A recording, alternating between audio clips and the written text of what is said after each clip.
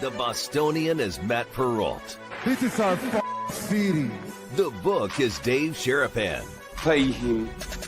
Pay that man his money. Together, they are the Bostonian versus the book. You covered! You covered 12! I covered! Follow the show on Twitter at Boston versus the book. How do you like them apples? Bringing you the best insight on sports betting news, Matt and Dave's daily picks, and an entertaining and unfiltered dive into the sports betting industry. Here's Dave Sharapan and Matt Perrault. And here we go.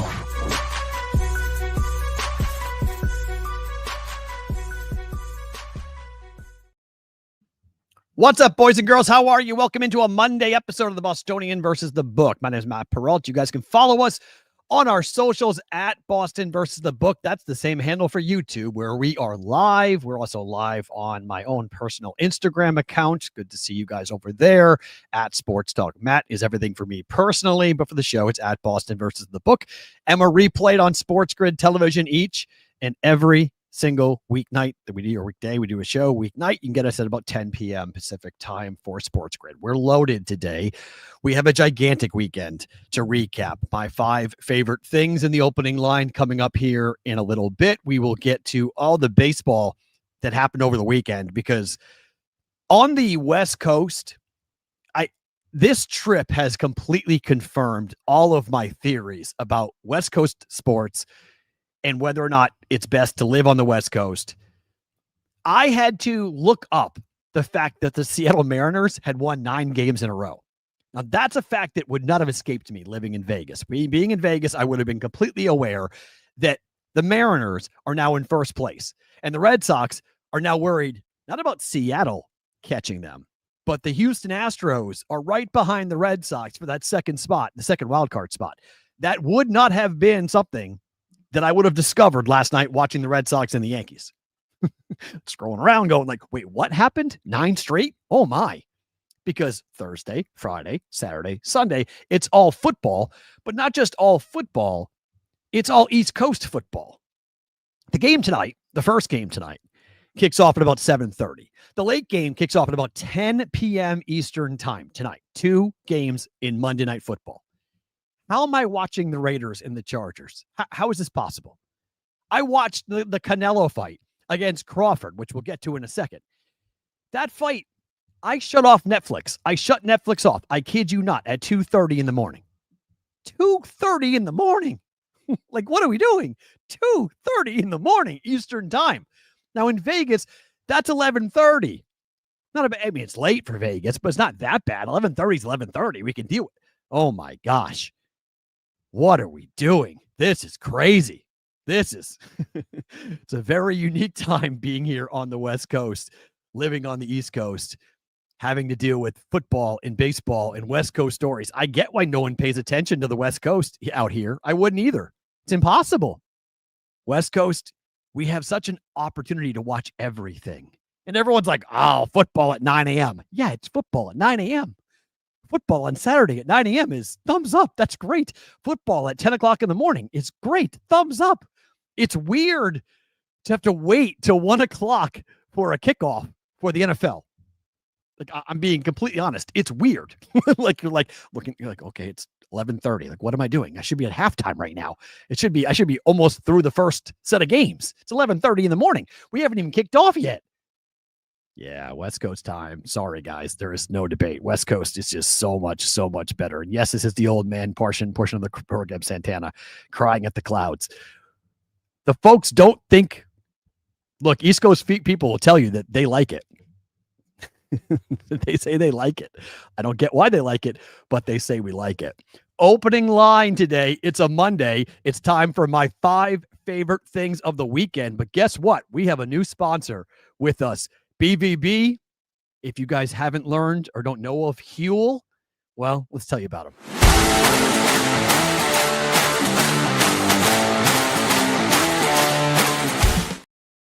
Opening line being presented by Huel. What is Huel?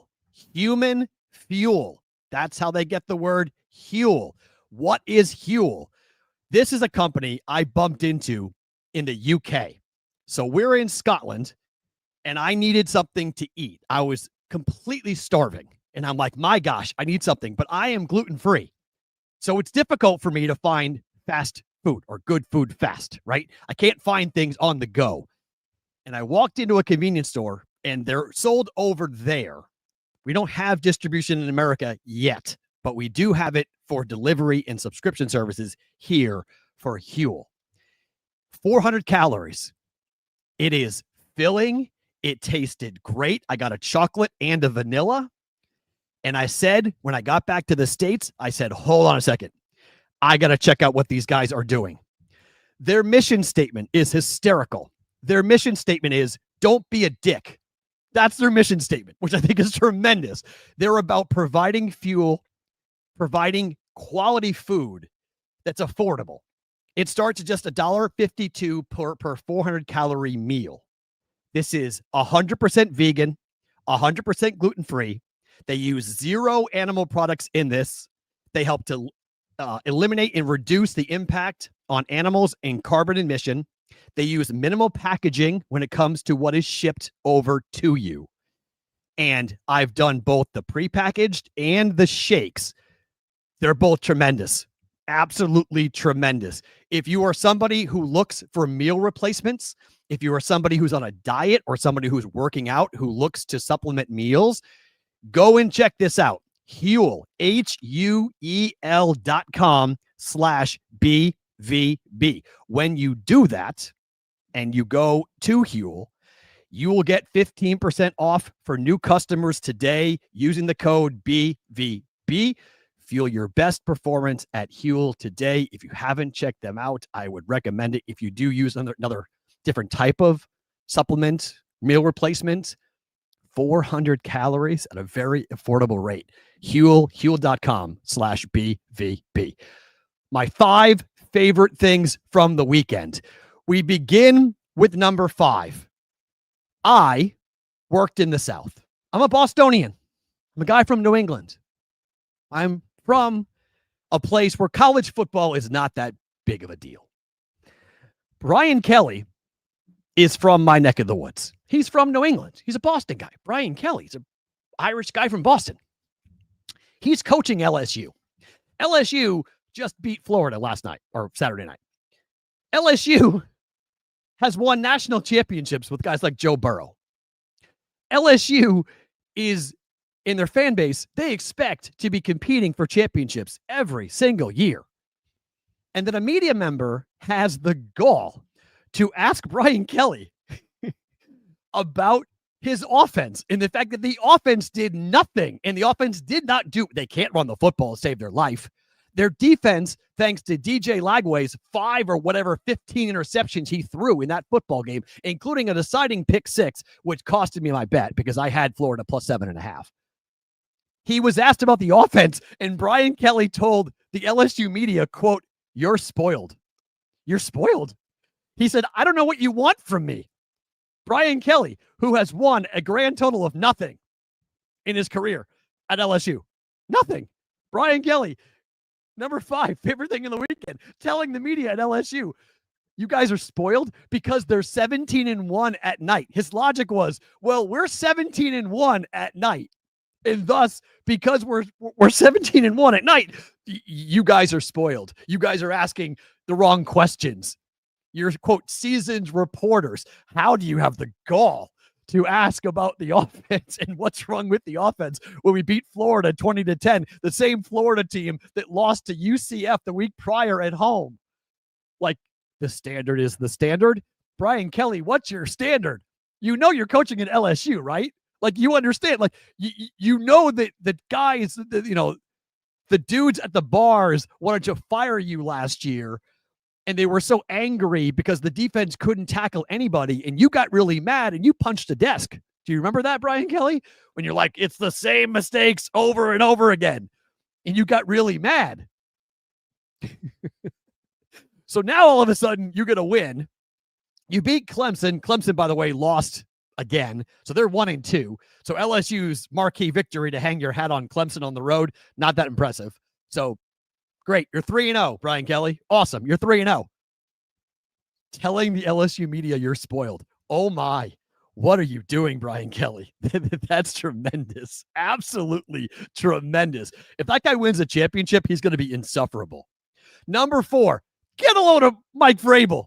Look at Mike Vrabel racing down the sidelines. That's my coach. Look at my coach hustling after Gibson's kick return for a touchdown, immediately following a punt return touchdown by the Dolphins.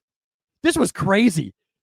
In 12 seconds, we saw not one, but 2 touchdowns being scored between the Patriots and the Dolphins. When that kick went, that punt return was made by the Dolphins, I thought for sure game over. Like that was it. Patriots were going to blow that game. Couldn't believe it. They led the whole game. They dominated the first half, but they were not dominating the scoreboard. Everything that you would want as a Patriot fan, it went the way. Drake May was great. Third down was great. They ran the ball really effectively. Ramondre Stevenson had a huge game catching the football, running the football. But defensively, they kept on allowing the Dolphins to score fast, like really fast. And the game was Looney Tunes in the fourth quarter, just back and forth.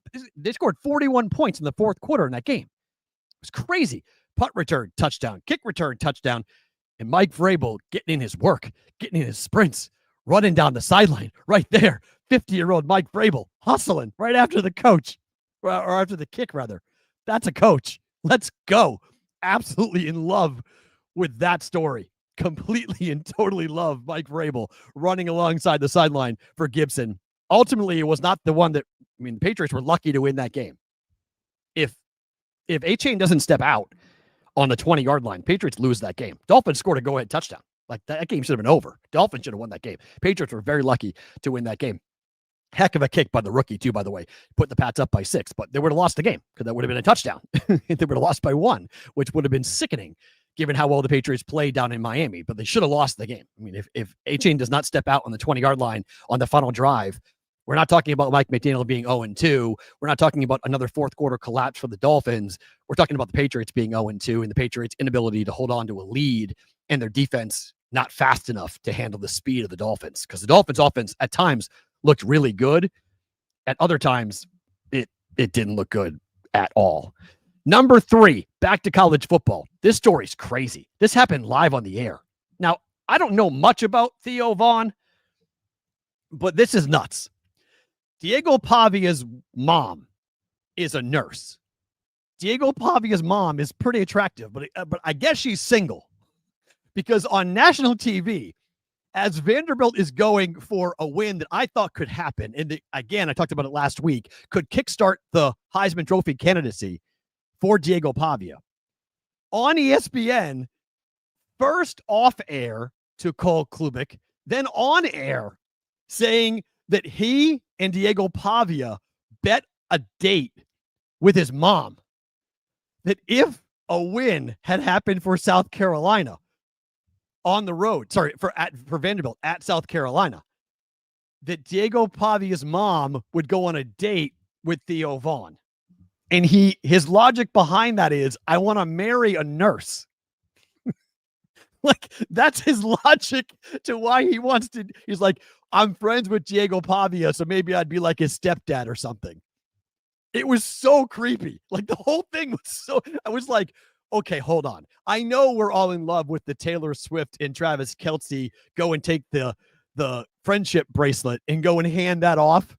And that's how Travis Kelce allegedly got a date with Taylor, that he went to Arrowhead thinking he was going to go meet her, and then he didn't get to meet her, and then I don't know, whatever. The story, we'll find out the truth someday. I still don't buy that story anyways, but how the two of them met. But I don't know if we're all still kind of in La La Land. Like, we're all still kind of in love with that story. So now we have to go and watch Theo Vaughn. It was 31-7 final, by the way. Vandy destroyed. Now, Lenora Sellers getting a concussion in that game changed the whole game. But there's Theo Vaughn. Now, I guess, going on Twitter, according to Ish, and asking people where he should take Diego Pavia's mom to dinner. I like it, but I also think it's kind of creepy. I think it's kind of creepy. Like, if you just want to date his mom, don't bet a date with his mom. Come on. I'm not putting a picture. I thought about that, Roger, how hot the mom is. I thought about putting a picture of the mom on screen and said, no, we're not going to do that. We're not going to objectify the mom. You can go and Google that. All you want that thing. Go ahead.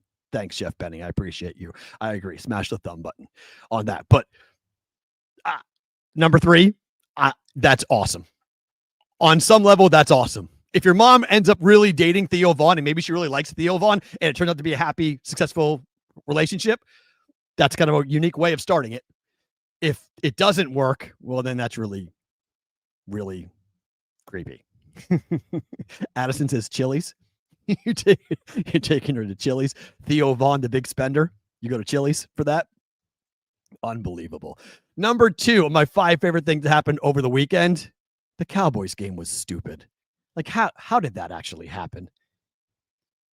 Brandon Aubrey became the first player in the history of the NFL to hit a game-tying, by the way, 64-yarder, with no time remaining in the fourth quarter to send the game into overtime after the Giants had thought they won the game with a moonball of moonballs from Russell Wilson.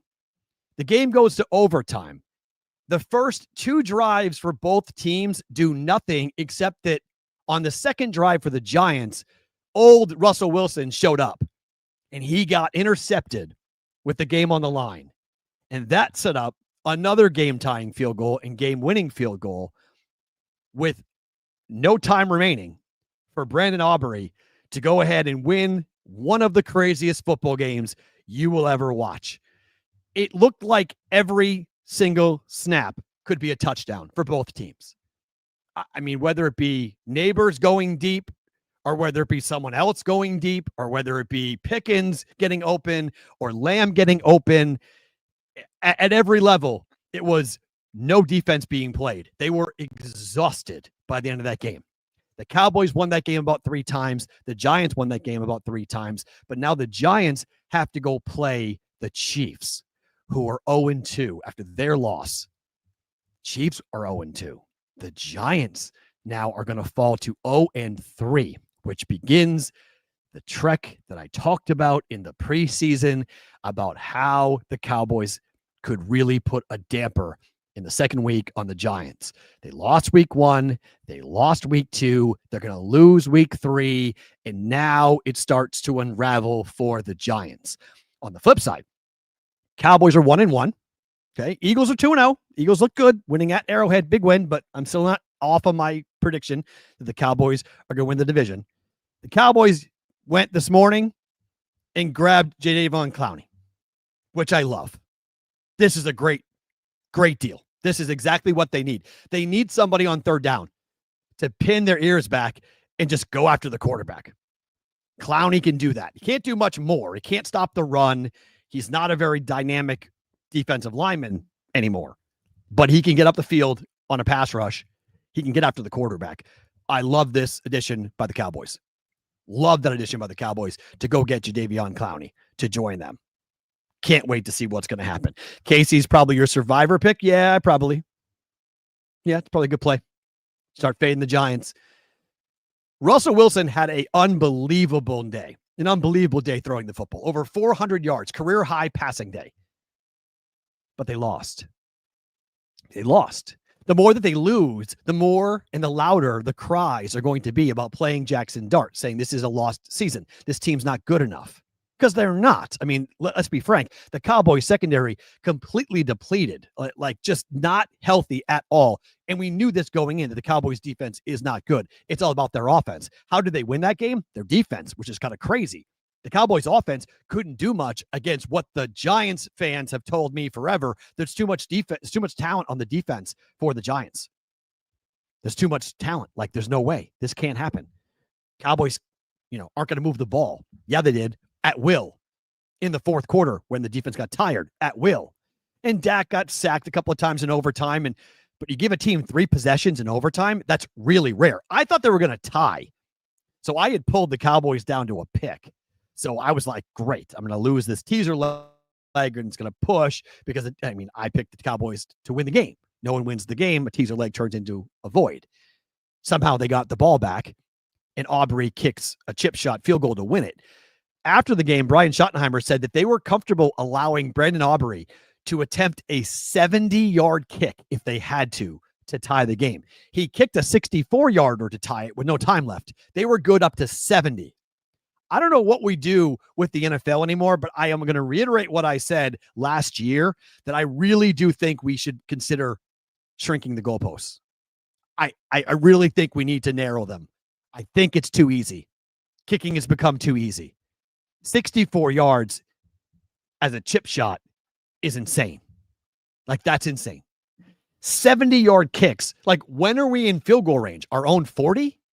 Like, that's not what football was supposed to be. So I think we do need to really consider narrowing that goalpost at some point in the future in the NFL.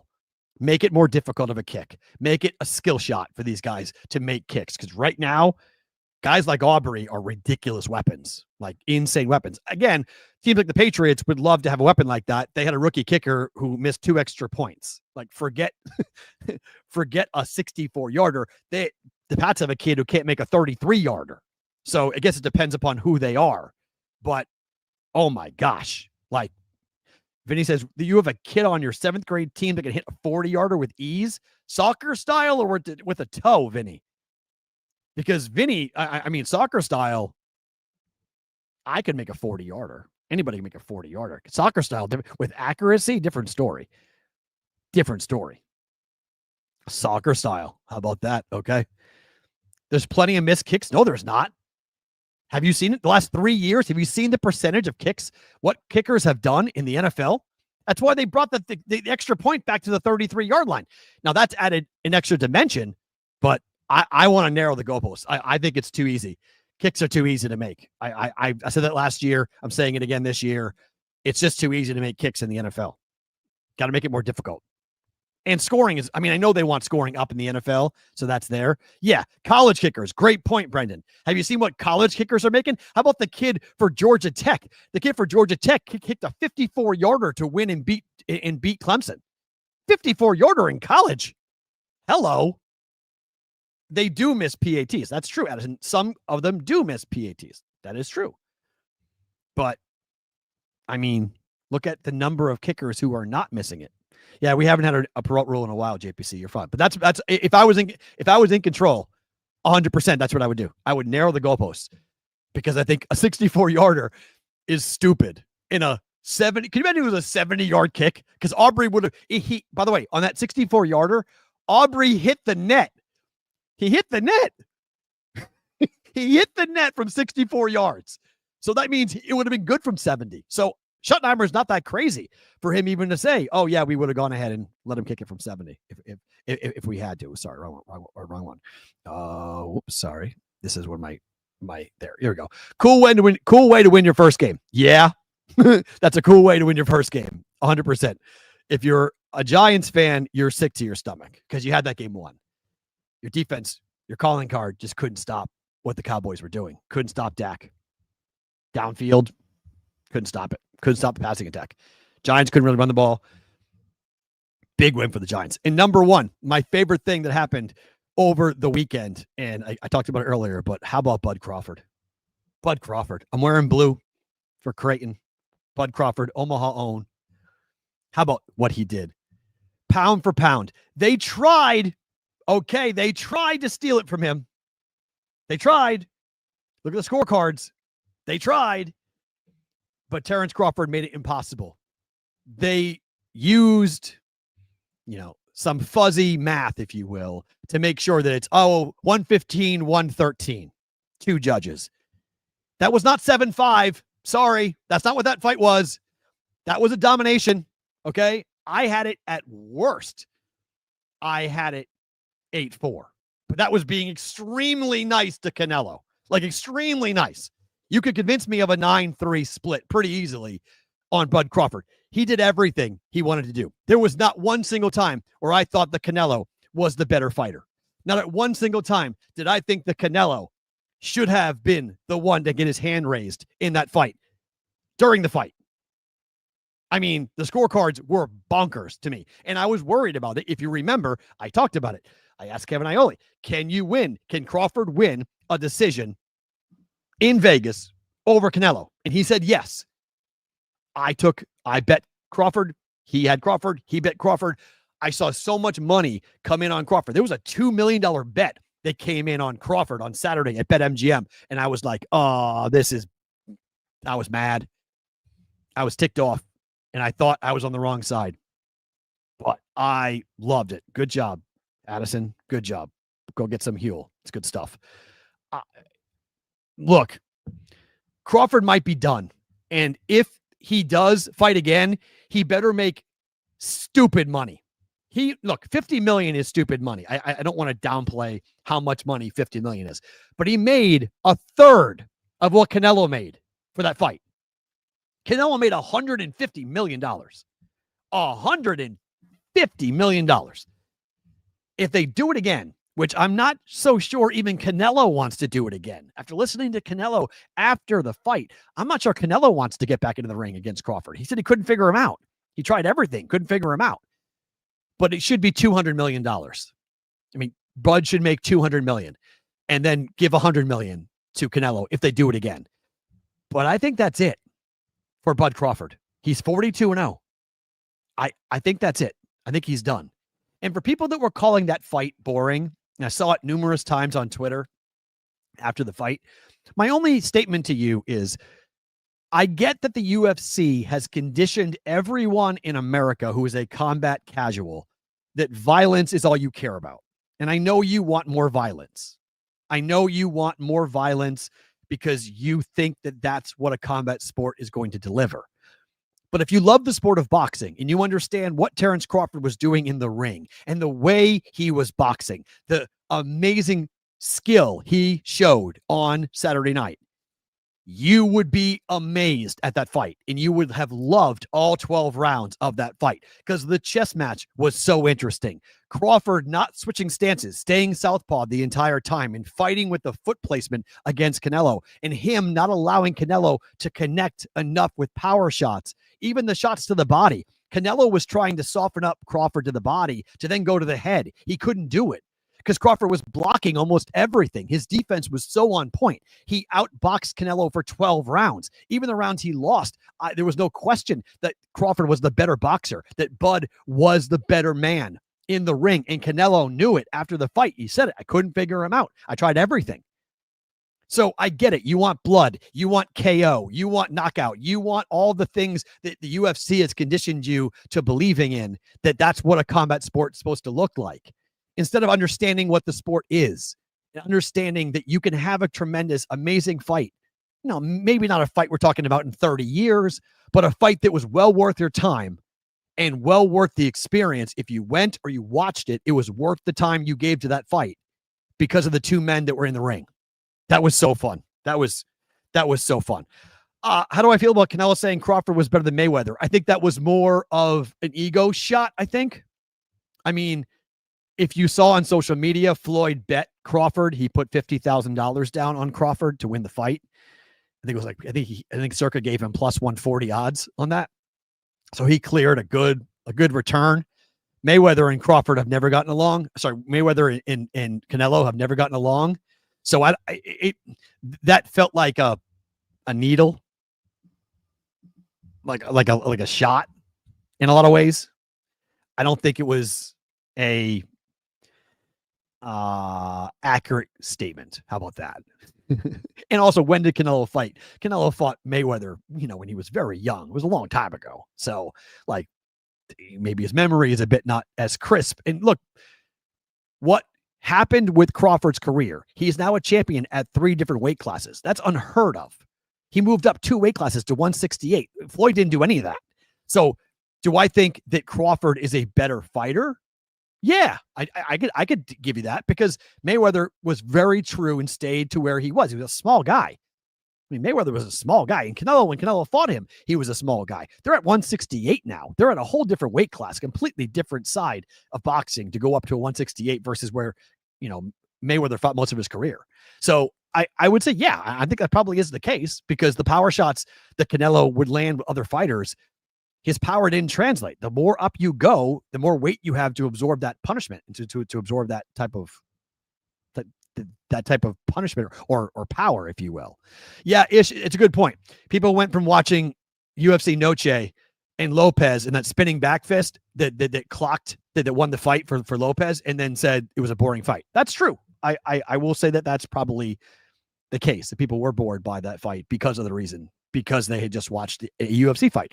But boxing to me is a different sport. Okay. It's a combat sport, but it's, the equivalent of boxing and BJJ.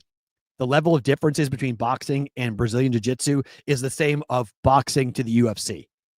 It's a completely different skill set. It's a completely different sport. And if you take, and I found it pretty funny that Ilia Topuria started talking trash to Crawford because Topuria wants to be a boxer. He wants to go into boxing and he wants to try to do what Conor McGregor did. Conor talked and got into a boxing ring and gassed out. Like, for all the talk about Conor's power and how great that left hand was, with 4-ounce gloves, Conor could knock out anybody. You put 10-ounce gloves on Conor, and it was like punching with pillows. I mean, Mayweather was not afraid of his power at all in a boxing ring. And so Topuria's got power with 4-ounce gloves. Does Topuria have power with 10-ounce gloves or 8-ounce gloves? I don't know. He wants to find out. I doubt Crawford has any interest. Crawford would kill him.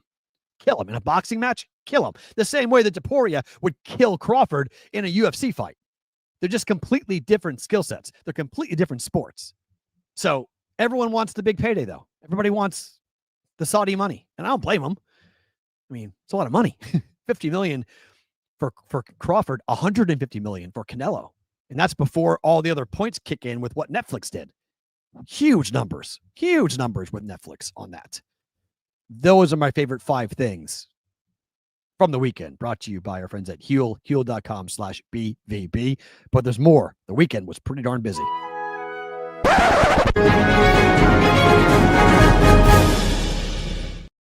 What happened last night? What happened over the weekend? How about Joe Burrow?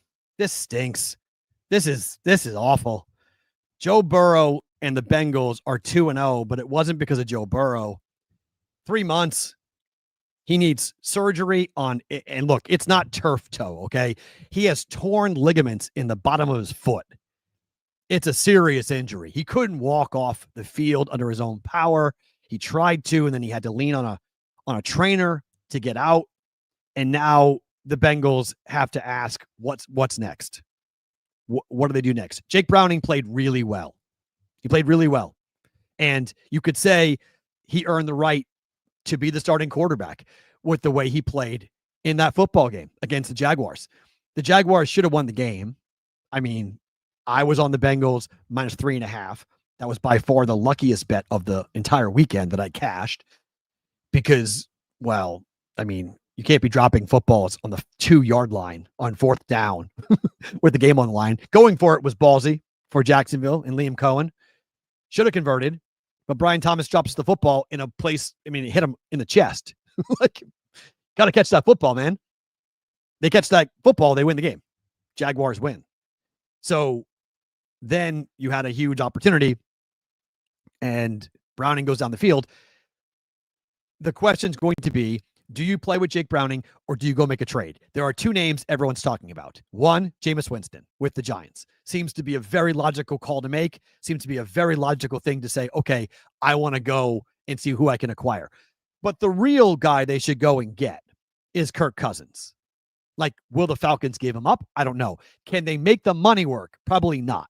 Cousins' contract is quite heavy. Can they figure out a way to circumvent the cap rules or whatever to acquire Kirk Cousins to be the quarterback for the Bengals?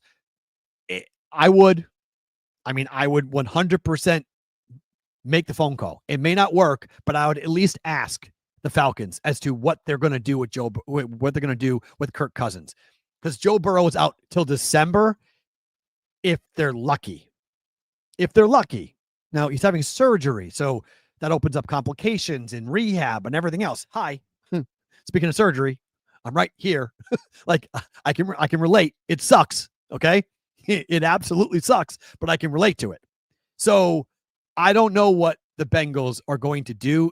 All reports are they're going to add a quarterback, a free agent quarterback, which I'm not really unless they really believe in Jake Browning. If they think that Jake Browning is going to be the guy that can keep them into playoff contention until Joe Burrow comes back, well, go ahead.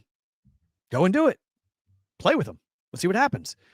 But, I mean, he played and he's playing with T. Higgins and Jamar Chase. I mean, you're playing with just throw the ball up, like just get the ball out. And the line has stunk for a long time. The Bengals do not. They've spent all their money on a defensive end and 2 wide receivers and a quarterback. That's where all their money is. And so they have to piecemeal the offensive line. And what ends up happening, Joe Burrow gets hit. Joe Burrow gets hurt.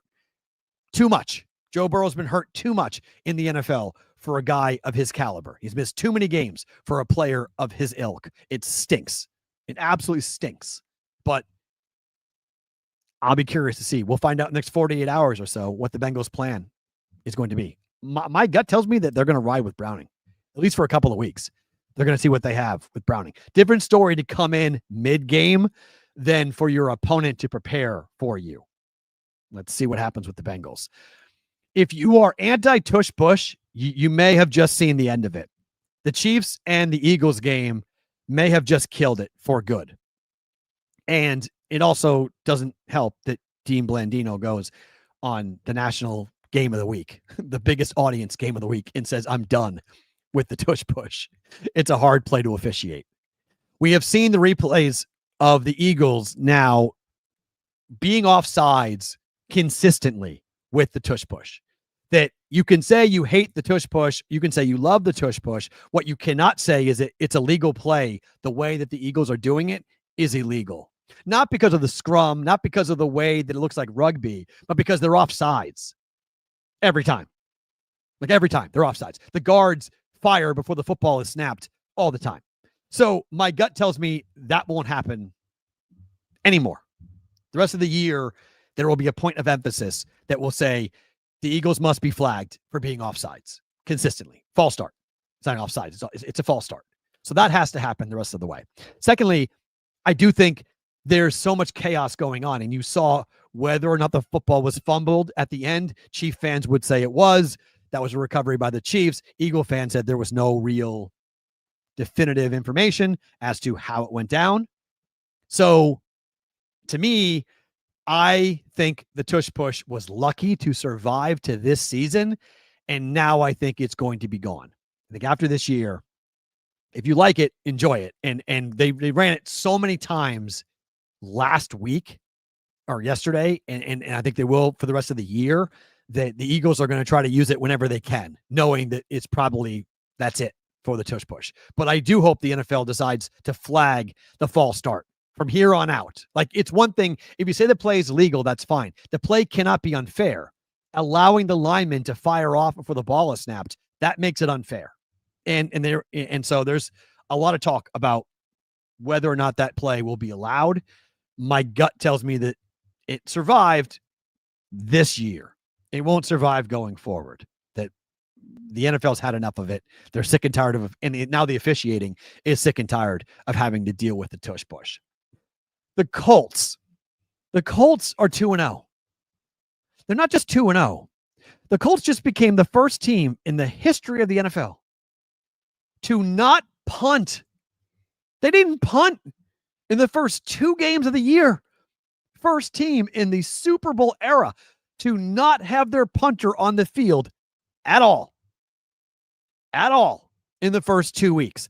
And they did it against the Denver Broncos, arguably the best defense in the NFL. It was one thing against the Dolphins because everyone was like, well, the Dolphins quit. The Dolphins stink. Daniel Bleepin Jones threw for 300 yards, 316 to be accurate. Daniel Jones. Now, Russ threw for 450. So it's like, okay, Russ threw for 1,000 yards too. But you have a Daniel Jones-led team. They got a very fortuitous break. I'll give you that at the end of the game. Have that flag come down in the game-winning kick for the Colts. Instead of being a 60-yarder, now a 45-yarder. Kick gets made. Colts go to 2-0. At what point does Daniel Jones turn into a pumpkin? Shane Steichen's a good coach. And Shane Steichen in September and October is a really good coach. The Colts record under Shane Steichen in the first 2 months of the year is really good. Their problem is November and December. So I would say around November 15th. If you want to start fading the Colts, fade them around November 15th. And they will fall apart then. But up until then, Daniel Jones has been the perfect addition to this offense. The defense has played well enough, not great, but well enough to put the Colts into a 2-0 situation. If the Texans lose tonight, the Texans will fall to 0-2. The Colts will be 2-0 in two games that many people, including myself, thought they would lose, that they would open up 0-2, that they would lose to the Broncos, and they would lose in week 1. But they have been the story of the NFL. Daniel Jones right now is the story of the NFL with the way the Colts have performed and the way that they've played. Yeah, Anthony who? Roger Long? Absolutely. I mean, AR's got a long road back. Got a long road back coming up here to see he's going to be anything but a backup quarterback in the NFL. And you got to love it for Daniel Jones. Got to love the fact that this guy, after being berated and made fun of and ripped on by New York fans, by Giants fans, by New York media for years, he stinks. He's overpaid. He can't play the position. He can't throw. Competent team, competent coach, and now a really impressive start to the year. It all might blow up. It all might be smoke and mirrors, and everything may just go ahead and, fall down. But right now, the Indianapolis Colts are one of the best stories in the NFL to start the year. And their offense has been awesome thanks to what Daniel Jones and company are doing. Again, beating the Dolphins, okay, it's the Dolphins. Beating the Broncos, hell of a win. Big win for the Colts. Okay, I know it's a big football day. I know it's a big football week. It's week 2 still of the NFL, 2 games. We'll get just the picks in here in a second, but I want to touch on just a couple of things with baseball. I made mention of it before. The Mariners have won 9 games in a row. They've won 9 games in a row. Cal Raleigh's got 54 home runs. Got 54 home runs. What is going on with Cal Raleigh? Can this guy hit 6 more? Can he get to 60? Can Cal Raleigh hit 60? He might. He really, really might. He might get there. He's going to break the record for the Mariners for the most home runs, and they've won 9 games in a row, and they have caught the Houston Astros in the AL West. Again, like I said at the top, I had to look that up last night. I'm watching the Red Sox and the Yankees before the NFL, before the Falcon game, or the Falcon in the Viking game. And I start looking at like the standings, and I'm like, the Red Sox are a half a game up on the Astros for the second wild card. I'm like, what happened to the Mariners are in first place? I didn't know. I hadn't looked at the standings since a week, like Monday, Tuesday of last week. I hadn't looked at the standings because I'd been all in on football. Mariners have won 9 games in a row. 9 in a row for Seattle. So let's look at the American League. Here is your race. Astros are 1 game behind the Mariners for the West. The Rangers, by the way, have been red hot. I have an over ticket on the Rangers to win more than 85.5 games. I need 7 wins. Can I find 7 wins? I don't know if I can find 7 wins over the next 12 or so for the Rangers, but if I could find it, I would be so happy because I've already got my under bet for the Rockies. That's already came in. So we got the Rockies under that hit. Seattle, I have St. Louis over 75.5. That's going to hit eventually. It's not there yet, but it should hit by the time we get to the end of the year. The question is going to be, can we get to 86 wins for the Rangers? They've been red hot, but so is the entire AL West. The entire AL West is red hot. So you look at the Rangers, 79-71. They're 2 games back of the Astros. If the Astros don't watch out, the Astros could miss the playoffs, which is nuts because here come the Mariners who are red hot. The Blue Jays, they are leading the AL East. They're 87-62. The Yankees are 83-66, 4 games back. Red Sox are 82-68. They're 6 games back. They're not catching Toronto. The Red Sox have 12 games left. They're not catching Toronto. The question is going to be, can they clinch? How many wins does Boston in New York? How many wins do they need to go ahead and clinch a wild card spot? Boston's a game and a half behind. The Yankees have 1 game in hand.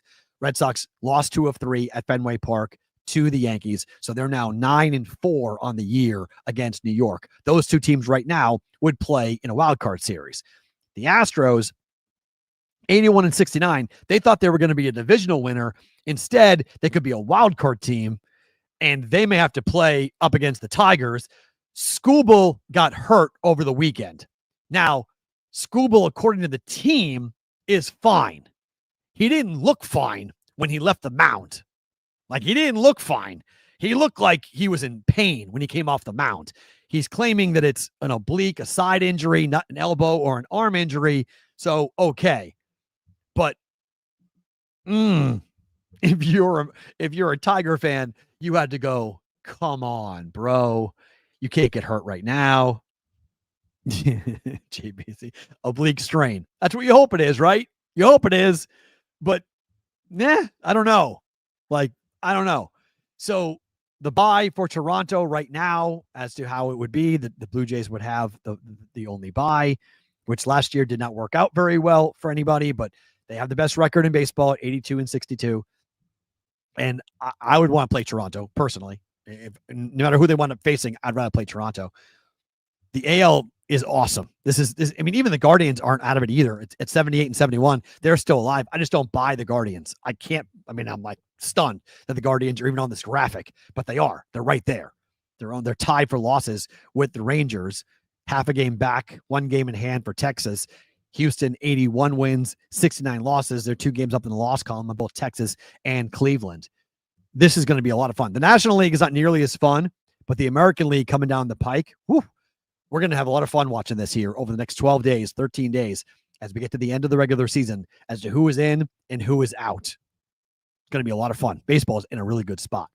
To college football, and if you're an Irish fan, you're upset here.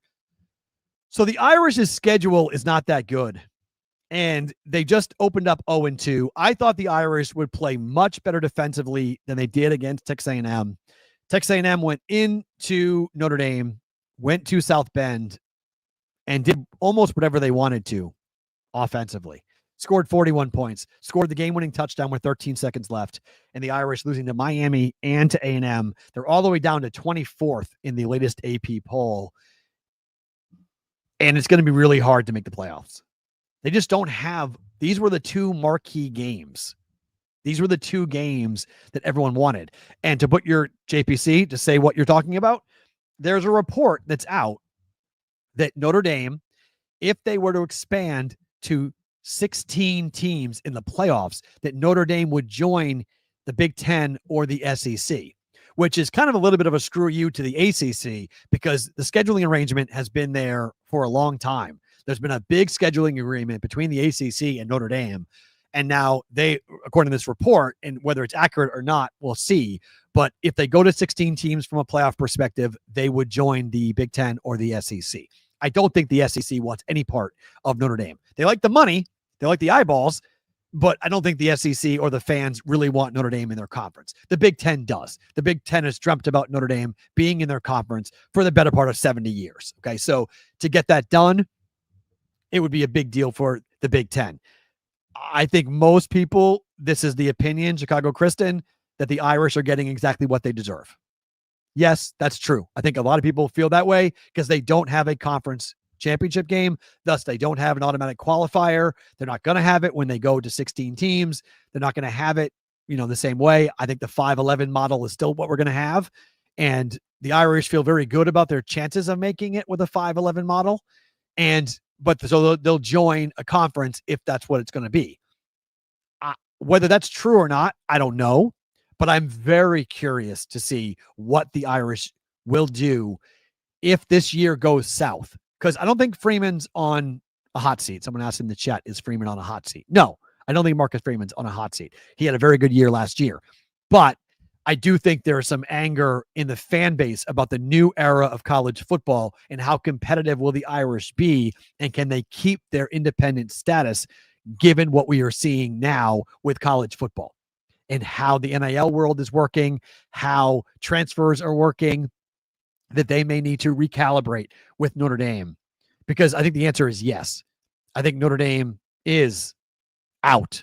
And I don't think they're going to play their way back in. They're most likely going to miss the playoffs. They did, yes, JC from KC, they lost to Northern Illinois, but they had a different schedule last year. And that loss happened at home, and it was only 1, and there were still questions about them. And I still would question Notre Dame. Last year I questioned them, and they made a deep run in the playoffs.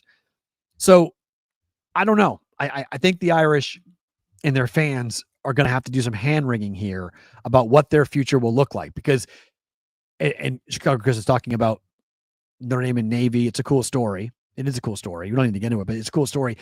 They would not play Army. They wouldn't play Navy.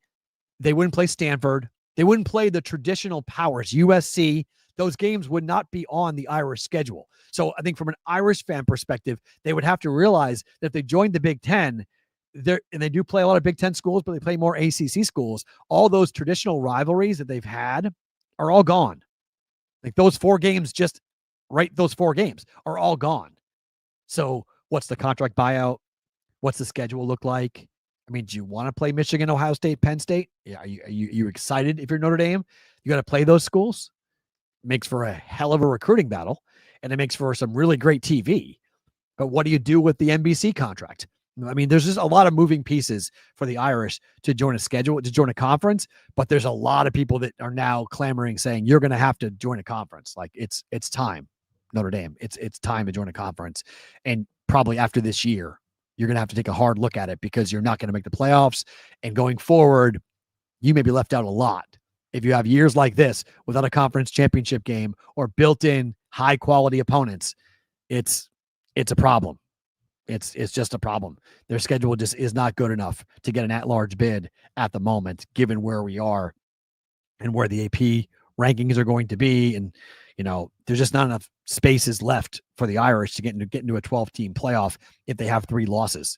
And they could have 3 losses. Even with 2 losses, they could be really in for it and have a real difficult time making the playoffs.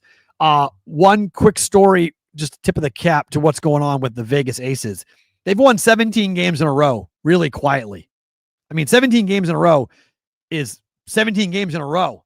They won game 1 of their best of 3 against Seattle. I gave this set out before. I'll give it again. In the 4 previous times in the history of the WNBA, when a team has won 15 games in a row or more during the season, all 4 teams went on to win the WNBA championship. Before the playoffs began, the Aces were 3-1 to win the championship behind the Lynx, who are at like plus 110, plus 120 to win it all. The 1 seed and the 2 seed appear to be on a hell of a collision course, but Vegas won't be that big of a dog. If they make the final, Vegas is not going to be a 3-1 dog.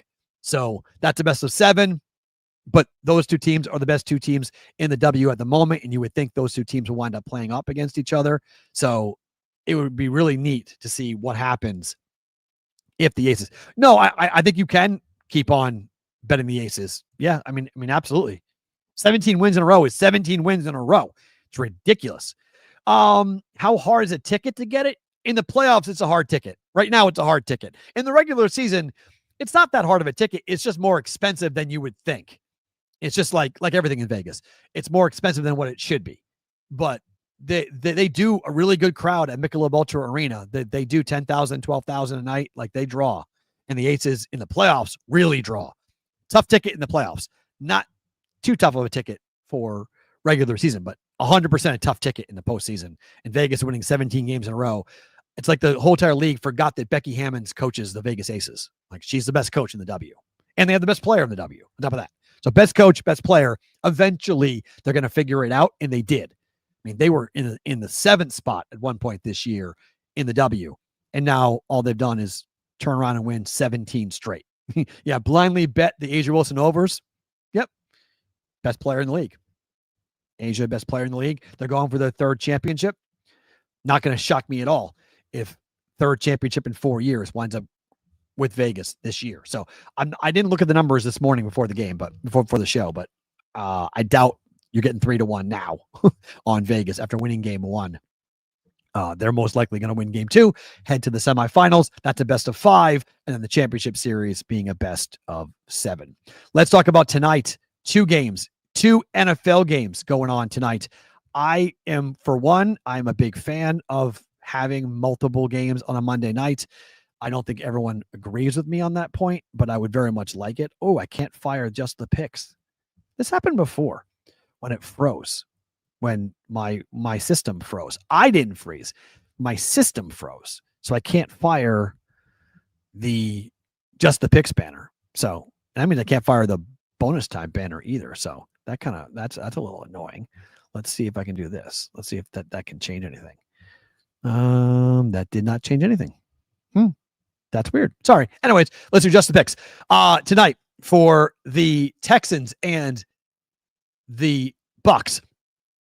So this number's 3.5, right? The Houston Texans last year were 13-4 ATS in the first half. Houston Texans were the number one team against the number in the first half last year. You can get this as low as a half a point, depending on the book. But I like the Texans tonight to come out and get a W in the first half, to be leading at the break over the Bucks. Now, the number's 2.5 or 2, depending on the book, like I mentioned, where you're looking at this. I love the teaser angle of taking the Bucks and teasing them up, because I think the second half is going to be all Bucks. So if you do want to just bet the Texans laying 1.5 points in the first half, I do think that it's worthwhile for you to turn around and then bet the Bucks at halftime to win the game. I don't like the offensive line for the Texans, but DeMeco Ryans and company and CJ Stroud, it's their home opener, and they're really good out of the gate. Last week, prime example, on the road against the Rams, they won and covered in the first half. In the second half, they lost the game 14-9. They had no offense in the second half to speak of. Rams came back and won the game. Very similar thing could happen here tonight with the Bucks and their passing attack up against a very good defense and a banged up Bucks offensive line. Great offensive line, great defensive line for the Houston Texans. Not so great for the Bucks, but it's Baker Mayfield. And Baker's got a great receiving core. And I mean, Ibuka was unbelievable in week 1. 2 touchdowns for him. So I like the Texans in the first half, and then in game, go ahead and bet on the Bucks at plus whatever you might get, +3, +4 in the second half, or money line it for the game. I do think the Bucks win the game, but the Texans will lead at halftime, and the Bucks will win the game ultimately. Game number 2, the Raiders taking on the Chargers. This is more of a numbers play for me than anything else. I'm going with the Raiders at +3.5. Now, why? Pete Carroll is really good at night. Geno Smith is really good at night. Now, Jim Harbaugh is 13-5-1 as the head coach of the Chargers, ATS. It's pretty darn good. Chargers have a chance to win this game here tonight and go 2-0 on the year and 2-0 in the division, which would be huge. Denver lost. The Chiefs are 0-2. 2-0 in the division with the Chiefs being 0-2. Huge for the Chargers. This game late night tonight is monster in the division. If the Raiders win, 1-1 Raiders, 1-1 Chargers, 1-1 Broncos, and the 0-2 Chiefs. So that has a lot. I mean, if I'm a Chief fan, I'm cheering for the Raiders. I'm very curious to see what Geno Smith and company looks like in week 2, because week 1, the offense was great. Brock Bowers is playing tonight. That's why I like the +3.5. I think this comes down to a field goal one way or the other. This is a 24-21 game, one way or the other. Raiders win, Chargers win, but we've seen this before where these teams just come all the way down to the wire and they get after it. I don't mind Raiders money line, fist killer. I don't at all. Yes, Brutus. It's a brutal start time for the Eastern folks. Absolutely, 100% on that. Another way to play this is the Raider game's going over. All right, it's going over. So you could tease the Bucks to 8.5 and take this total from 46.5, pull it down, and go over 40.5. It's another way you can play this game from a teaser perspective, because I do think you're going to see offense between these two teams. I think the Raiders will give up points, but I also think the Chargers defense gets exposed here a little bit against this Ashton Genty, Brock Bowers, Geno Smith, Chip Kelly offense. I think they move the football. I do. I think they score on them. I think we see not a barn burner type game, but I'll be very surprised if we're not getting over 40 points between these two teams. And given what we've seen for week 1 to week 2 in the NFL, week 1, all unders. Week 2, all overs. The book's over adjusted. There wasn't a single total this week for week 2 of 50 or higher in the NFL. That's just too low. Given it's the NFL, we have so much scoring in the NFL, and look at the Patriot game and all the special team stuff that happened in that game against the Dolphins, the Giants and the Cowboys. That game got stupid. The Colts, I bet the under in the Colts game against the Broncos, that game flew over. I mean, that game was over almost at halftime. That game was over. He had 40 points in the first half of that game. I bet under 43.5 in that game. Flew over. So, I think for tonight, I don't know about the total between the Texans and the Bucs. And the reason for that is I'm scared about the Texans offense. They scored 9 points and their defense is pretty good. So in week 1. So I'm concerned about that. 14-9 has me freaked out about that total. So I'm not touching that total. But this game, Chargers Raiders, this game goes over. This game is going over, and there's going to be a lot of offense coming up in this game. I'll take the Raiders at plus 3.5. They may win the game outright, but I'll take the hook on here. Chargers win by 3. We catch them on the hook at 3.5. I'll take the Raiders. I don't think I can play. Nope, I can't play the Sounder. So if you guys are watching on the replay, thank you for being here. We appreciate it. Got a big week coming up here for a lot of good things to get into. If you are watching live, do not move. We have bonus time coming up on the other side. Unfortunately, I can't play the little Sounder situation, but for the replay crew, thank you for being here. We're back tomorrow, same place, same time for a Tuesday's episode of the Bostonian versus the Book. Okay. Into bonus time. I can't play the Sounder for the BVB prop bet of the day. So sorry about that, but we can talk about it. Justin Herbert to throw over 1.5 touchdowns tonight. Herbert in his career at Allegiant Stadium has thrown 10 touchdowns to 3 interceptions in the 5 games he's played at Allegiant Stadium. 3-2, by the way, his mark in Allegiant Stadium. So not great. Okay.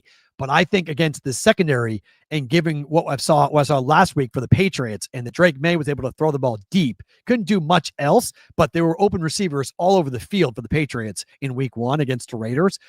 Sure, Max Crosby has to pin his ears back and get after it, and Herbert could burn with the legs. He was great against the Chiefs, but he averages 2 touchdown tosses in his career per game against the Raiders, and I think he does it again here tonight. Herbert over 1.5 touchdown tosses should be somewhere around -120, -125, so it shouldn't be too expensive. DraftKings had that earlier today at -125 when I bet it. So I like Herbert to go over 1.5 touchdown tosses. And if you want something else, if you want another one, Ashton Genty, anytime touchdown. I mean, just rinse and repeat of Ashton Genty coming up here on that. Casey says, I saw something saying Herbert is 10-0 against the spread when he's a 3.5 point favorite or higher. Well, the Action Network pointed out the better stat. The better stat, and let me go ahead. I'll pull this up. Hold on, so I can give it to you accurately, because it's a pretty wild stat for Justin Herbert. It comes down to points, and the key number is 24. When you're watching this game, when Justin Herbert has a defense that allows 24 points or fewer during an NFL game, he is 34-12 straight up and 34-10-2 against the number. When Justin Herbert has a defense that allows 24 points or more, he is 13-29 straight up and 15-27 against the spread. So overall, Justin Herbert is a 500 quarterback in his career in the NFL. He's made 82 career starts. He's 42-40 straight up. Okay. The key number is 24. If the Raiders score 24 or more, you have to really like the chances for the Raiders to win the game outright, which I do. So I think we see offense.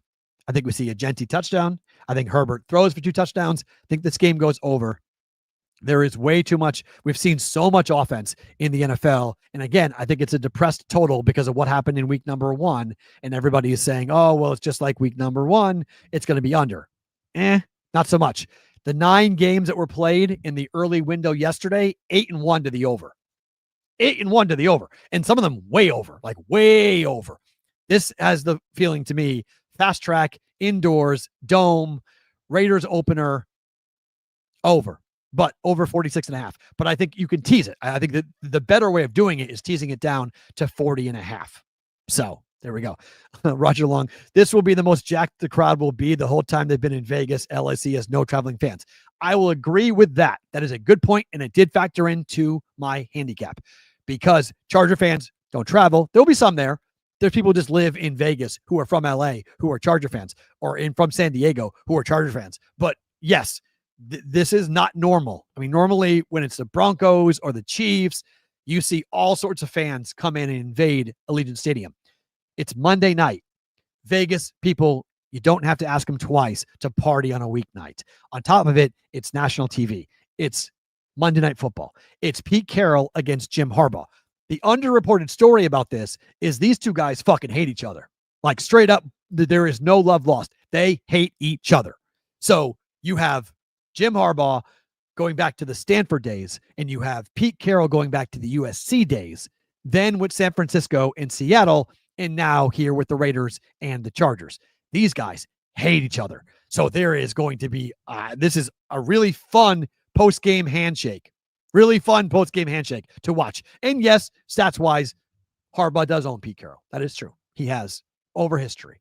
Will he again? Maybe. Week 1 and week 2, Harbaugh's really good. That's why I bet him last week against the Chargers. I was on LA against the Chiefs because Harbaugh has been very good early in the year. But Pete Carroll at night is a little bit of a magician at night with the Seahawks, mind you. But Pete Carroll, his tenure at night, he was 37-19-3 against the spread in night games. That was the best of any coach over the last 20 years. Geno Smith, while teamed up with Carroll, he's 5-2 at night against the spread. It's pretty good. So, factor that. Maybe that's a little bit of an evening factor here. It's not a 1:00 kickoff game. It's a night game. It's a 7:30 Pacific time kickoff game, by the way. It's late in Vegas. Normally these games kick off at like 4:30. So this is late to have this game be kicked off for Vegas. So there's going to be, you don't need to ask Vegas people to party, but you're giving people even extra time to go and booze. And we don't get this normally. Like, this doesn't happen. Remember, Vegas at night in football, we don't get night games in Vegas. We don't get night games. Like, it doesn't happen. So you're giving a normal schedule on the East Coast to the West Coast folks, to Vegas people, to get ready to go to Allegiant. I think the crowd's going to be drunk. I think the crowd's going to be loud. I think it's going to be a tough environment for Herbert. And again, Herbert going on the road. I'm not in love with Herbert on the road. Give me the Raiders plus 3.5. I think that this game is a 24-21 final, one way or the other. I like the hook going up on that. So you'll watch the first game, Bucks on the road in a pretty tough environment, in a tough spot for them. At Reliant Stadium in Houston. Texans need a win. Bucks can go 2-0. Falcons got a big win last night. I wish the Falcons lost last night. It would have been even better for the Bucks because I have a pretty big ticket on the Bucks to win the division. Would have been a nice 2-0 start versus 0-2 for the Falcons. The Falcons looked good last night. Bijan Robinson looked tremendous last night. So that's going to be tough to see how that's going to wind up going. So late night, East Coast folks, I don't know if I'm going to tell you right now, most likely I'm not seeing the end of that game. I'm not going to see the end of the game, unfortunately, which I wish I would. But from Instagram, Mikey Padilla is asking, what do I think about the Chargers in the first half? Is that number 1.5? I don't mind it, but no. Again, the energy, that's why I like the Texans in the first half. The energy in the building is going to be up. I mean, Houston's going to be fired up. It's their home opener. Vegas is going to be fired up. It's their home opener. I mean, Vegas people think that they've got a competent coach. Like, I can tell you right now, in Vegas, they think they have a competent coach in Pete Carroll. And he went to New England on the East Coast, 1:00 kick time, and Geno Smith looked like a real quarterback. I mean, the Raiders haven't looked like a real NFL team in a long time. And they did. They looked like a real NFL team against the Patriots. They have one of the best tight ends in football who is playing in Brock Bowers. They have weapons that people don't know much about. And Ashton Jeanty is going to be a really good running back in the red zone in particular. So you can see the pieces. Max Crosby needs to get up the field a bit more tonight. He's going to make sure he's, making Justin Herbert's life difficult. If he doesn't, Herbert could run around like crazy. So you got to hope that the defensive line and Max Crosby, they show out. The linebackers I like, but I prefer, the secondary is a little bit suspect for me when it comes to the Raiders. That's why I like over 1.5 touchdown tosses for Justin Herbert tonight. But I think it's going to be a fun game. I really do. I think both games are going to be a whole lot of fun tonight. Baker Mayfield chance to ball out in prime time. Baker on the road is 6-3 straight up with the Bucks on the road. Baker used to lose on the road all the time. Now Baker wins. Now he wins. So I like the Bucks to win that game. I like the Raiders to win the game coming up tonight. So we'll recap it all coming up here for tomorrow for us. I cannot play you the sounder for favorite thing about today. I apologize for that. I don't know why It froze, but it froze. And when it freezes, I can still play the banners, but I can't play the fun stuff. It doesn't let me play the assets, unfortunately. So we're frozen on that. But favorite thing about today for me, I am hanging up with you guys, and I'm headed to my first post-op doctor's appointment to go and figure out how long I'm going to be in this sling. I'm getting my stitches out, and we can start to look at how gnarly the scar is. We can take a look at how we're going to do it, how we're going to have it. So favorite thing about today is that I'm going to be in a doctor's office here in about 40 minutes and have a chance to finally figure out what this road's going to look like, because we are through the first stage of the post-surgery recovery. So 10 days out, we're done. Now we get to figure out how long I got to be in the sling. It should be about 3 more weeks, but maybe not. We'll see what the surgeon says coming up today. And then we can get the all clear to schedule physical therapy and get rolling. So that's the question. And the fun's going to suck. I'll tell you right now, it's going to suck. Okay. Like there's no ifs. I can put my shirt on. The fun thing is I can now put my shirt on. So now I'm able to actually wear clothing. I don't have to wear like ripped or cut up clothes. I can wear like shirts. So that's my first victory. I can put a shirt over my head. So we're good there. But yes, physical therapy is going to suck and I'm going to be in pain, and so be it. But I'm a guy who likes to work out. It's been 3 months. I haven't worked out in 3 months. So I'm looking at physical therapy like workouts. It's just, okay, let's go. Pain's going to suck. Go ahead and deal with it. So yeah, good point, Chef Benny. Embrace the suck. 100% embrace the suck. It's just, it sucks. Oh my. Well, Scott, that's the whole, let us know when you start swinging golf clubs. I'm months away from that. But again, I told you guys the story on the air. I am turning 50 in 18 months. I'm 48. I'm going to go on a golfing vacation. Amanda and I are going golfing on a golf vacation when I'm 50. So I'm giving myself 18 months to get my golf game back to a place where I actually can go play the game at a high level. Like I'm committing to the game of golf. I'm committing to my golf game. I'm going to focus on the game of golf. And that is going to be my motivation for the next 18 months.